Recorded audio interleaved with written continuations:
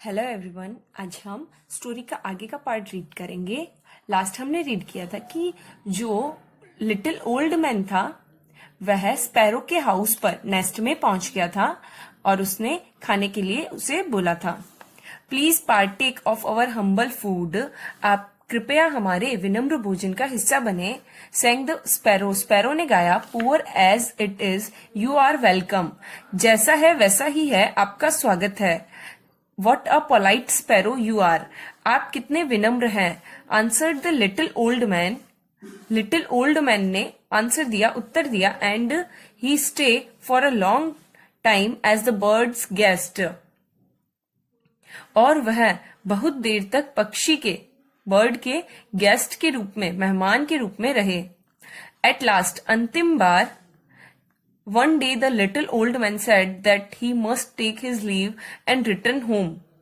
एक दिन छोटे बूढ़े व्यक्ति ने कहा कि उसे अपनी छुट्टी लेनी चाहिए और घर लौटना चाहिए। Wait a bit, said the sparrow.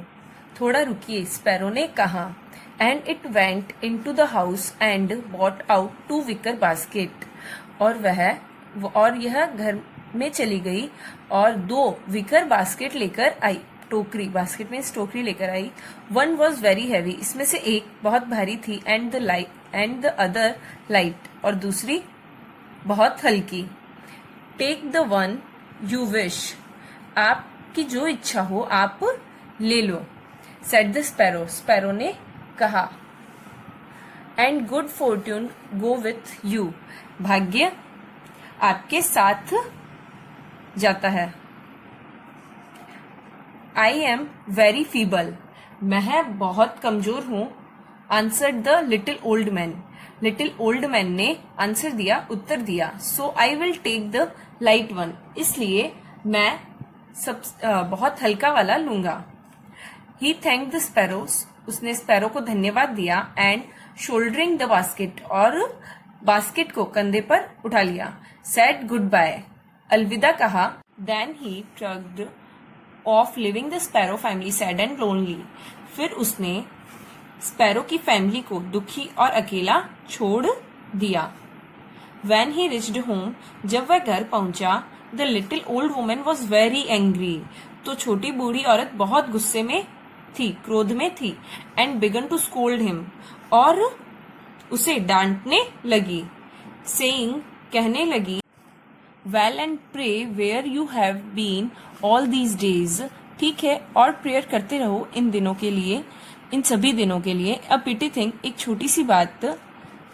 Indeed for you to be roaming about like this, वास्तव में उसके लिए तुम इस तरह घूमते रहो। ओ ही रिप्लाइड, उसने रिप्लाई दिया, I have been on a visit to the tongue cut sparrow, मैं टंग कट मतलब जीभ कटी हुई स्पैरो से मिलने गया था। And when I came away it gave me this wicker basket as a parting gift, और जब मैं वहां से वापस लौट रहा था तब मुझे एक वीकर बास्केट विदाई उपहार के रूप में दिया गया।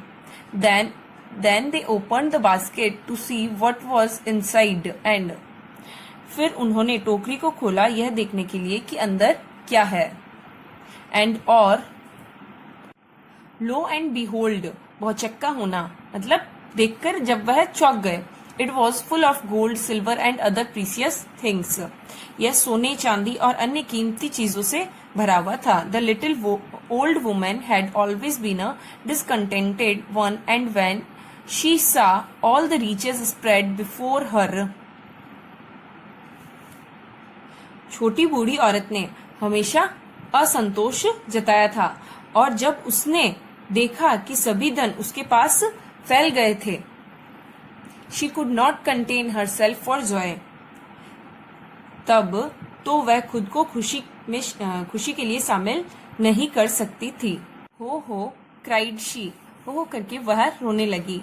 Now I will go and call on the sparrow and get a pretty present too, अब मैं उसके पास, स्पैरो के पास जाऊंगी और उसे बुलाऊंगी, एंड एक प्रिटी सुंदर उपहार भी पाऊंगी। She asked the old man the way to the sparrow's house. उसने बूढ़े आदमी से स्पैरो के घर का रास्ता पूछा। The old man asked her to be contented with what she had, but she did not listen a word and set forth on her journey. लेकिन बूढ़ा आदमी ने जब उससे पूछा कि वह क्या चाहती है, तो वह एक शब्द भी नहीं सुनती है और अपनी यात्रा पर चली जाती है। She wandered on and on over the mountain and through valley and dell and by the river until at last she saw the tongued sparrow।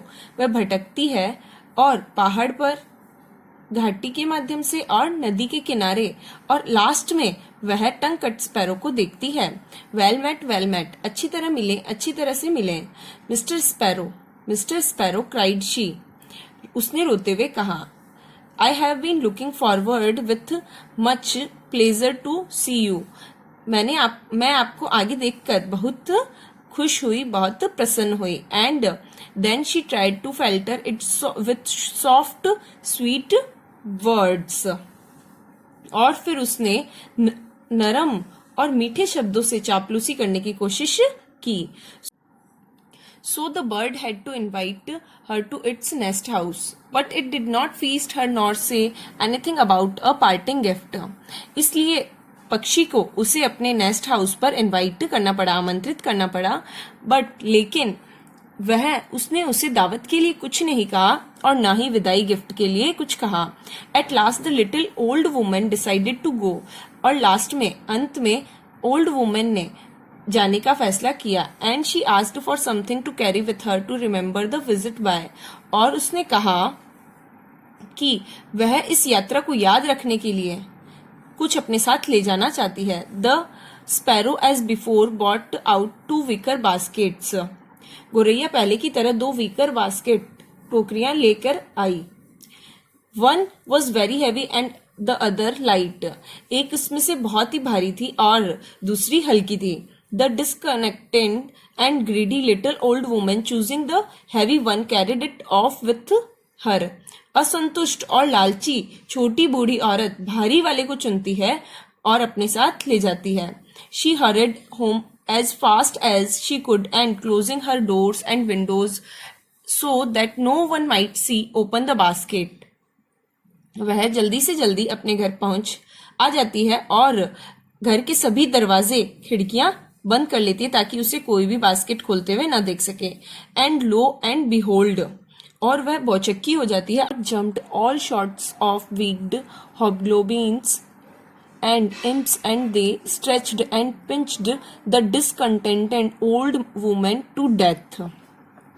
बाहर से दुष्ट और शैतान पक्षियों का झुंड वहां आ जाता है और उन्हें क्या करता है, स्ट्रेचेस लगा देता है, खरोचे, और नोचता हुआ ओल्ड वुमेन को, असंतोषी बूढ़ी वुमेन को वह मार देते हैं।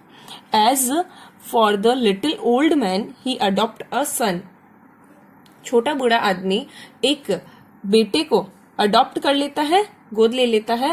And his family grew rich and prosperous, और उनकी फैमिली समृद्ध हो जाती है।